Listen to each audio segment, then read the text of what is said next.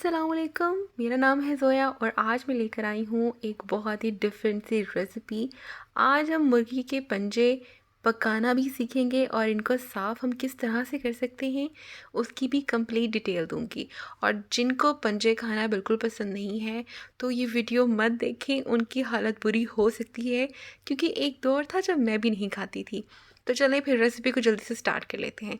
सबसे पहले हमने फ्लेम को करना है ऑन और इसको रखना है डायरेक्ट आपने चूल्हे के ऊपर कुछ इस तरीके से फोल्ड करना बहुत ज़रूरी है ताकि यहाँ पर हीट अच्छे से जा सके। और यहाँ पर पंजों को जलाने से पहले मैंने पंजों को अच्छे से धो लिया था। धोना बहुत ज़रूरी है वरना इनका साफ़ करना इस तरीके से थोड़ा मुश्किल हो जाएगा। तो पहले आपने अच्छे से गर्म पानी से या ठंडे पानी से, जिस तरह से आपको ठीक लगे, आपने एक दफ़ा इसको धो लेना है। और ये देखें, कुछ इस तरह से आपने इसको जलाना है।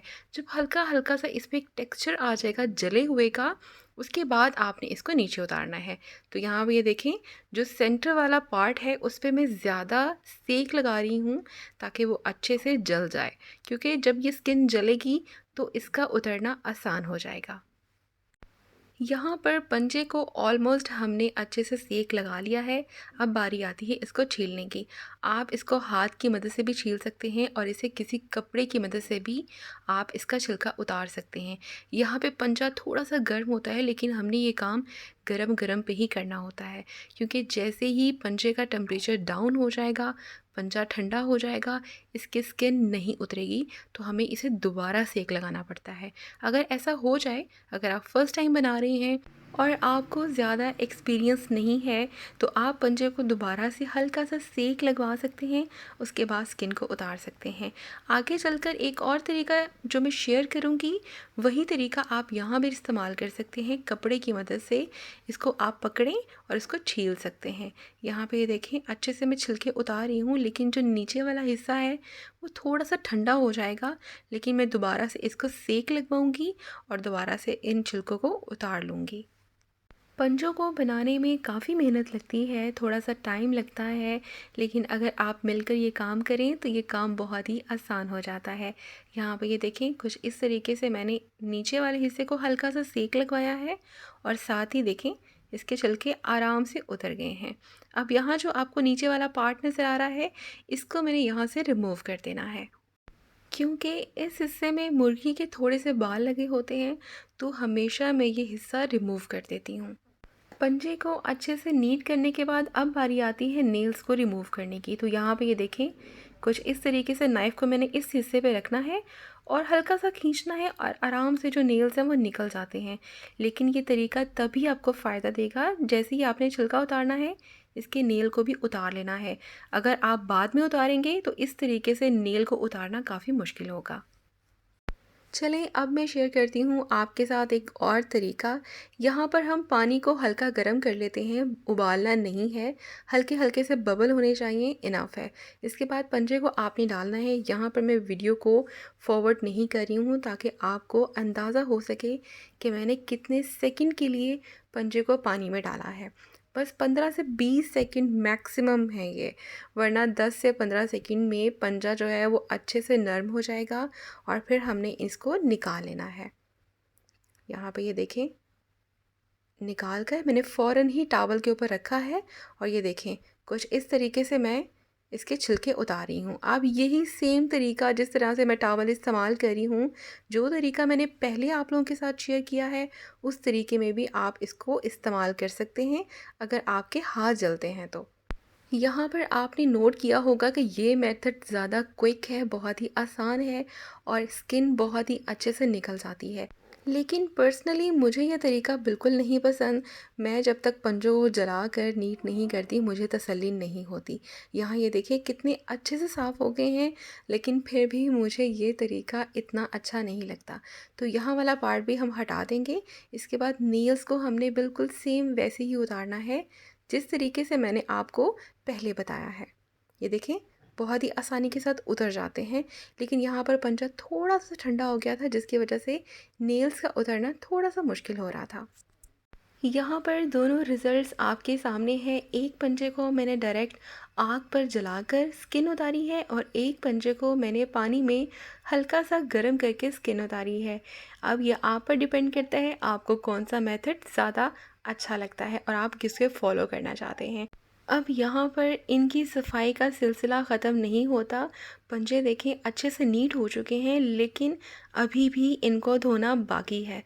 अब आगे इनको किस तरह से आपको अच्छे से धोना है, चलें देख लेते हैं। यहाँ पर तमाम पंजों को मैंने रेडी कर लिया है। अब इन पंजों को डायरेक्ट आपने पानी के नीचे रखना है और एक दफ़ा इन तमाम पंजों को आपने अच्छे से धो लेना है। यहाँ पर एक बार और मज़ीद पंजों को धोना इसीलिए ज़रूरी है कि ये देखें, यहाँ पर कुछ हिस्से हैं जहाँ पर कई दफ़ा गंद लगा रह जाता है या स्किन चिपकी रह जाती है। तो आपने एक दफ़ा इसे नॉर्मल पानी के साथ ज़रूर धोना है और इसके बाद एक एक करके फिर मैं इन पंजों को अलग से धोऊंगी। तो यहाँ पर पहले तमाम पंजों को अच्छे से धो लिया है। अब स्टार्ट होती है इनकी सफाई गर्म पानी के साथ। यहाँ पर पानी गर्म आ रहा था तो अच्छे से मैंने एक एक पंजे को अब गर्म पानी से धोना है। आप पानी को उबाल कर थोड़ी देर के लिए इसको डिप कर सकते हैं, इसके बाद इनको धो सकते हैं। तो यहाँ पर एक एक करके तमाम पंजों को अब मैं धो लूँगी। यहाँ पर तमाम पंजे अच्छे से साफ़ हो गए हैं। अब यहाँ पर आप सूप बनाएं, यखनी बनाएं या फिर सालन बनाएं। आज जो मैं आपके साथ रेसिपी शेयर कर रही हूँ वो बहुत ही बेसिक है। इंशाल्लाह बहुत जल्द मैं बहुत ही वैरायटीज़ के साथ ये रेसिपी लेकर आऊँगी। यहाँ पर मैंने 5 से 6 क्यूब प्याज के पेस्ट के इस्तेमाल किए हैं। आज मैंने बहुत ही ज़्यादा आलसी वाला काम किया है। आपने फ्रेश प्याज इस्तेमाल करना है। जब मैं बहुत ज़्यादा थक जाती हूँ तो मैं प्याज का पेस्ट इस्तेमाल कर लेती हूँ।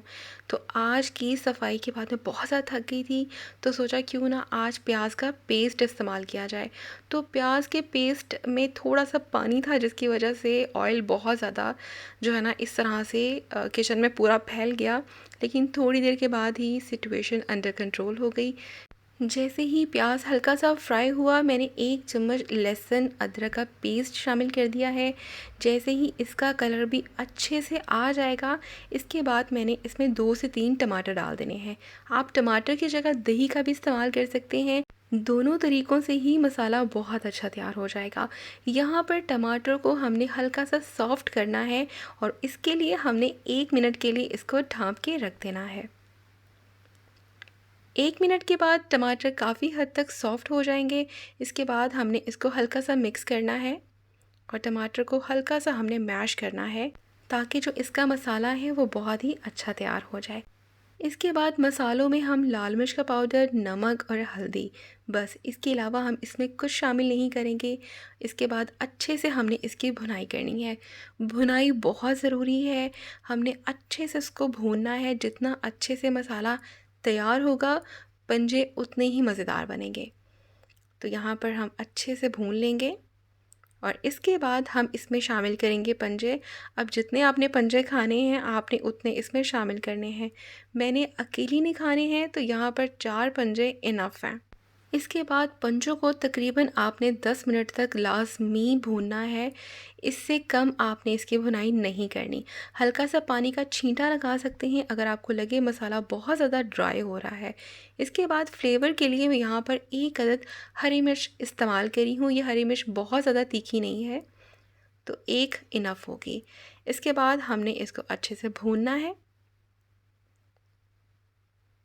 और यहाँ पर भुनाई को कंप्लीट करने के बाद हमने इसमें तकरीबन 2 से ढाई ग्लास हमने पानी के शामिल करने हैं, क्योंकि पंजों को गलने में टाइम लगना है। तकरीबन आधे घंटे के लिए मैं इन्हें छोड़ दूँगी इस पानी में ताकि पंजे जो हैं वो अच्छे से गल सकें और मसाले में इनका फ्लेवर बहुत ही अच्छा आए।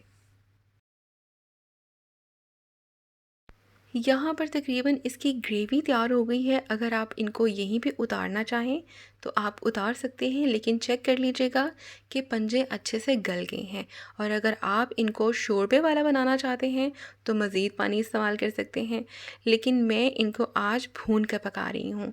तो यहाँ मैंने इसको अब भूनते जाना है और इसको अच्छे से ड्राई कर लेना है, क्योंकि यहाँ पर ऑलमोस्ट पंजे हमारे गल चुके थे।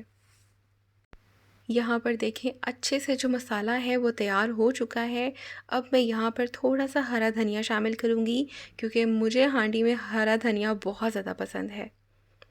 तो अच्छे से भुनाई के बाद अब हम शामिल करेंगे इसमें हरा धनिया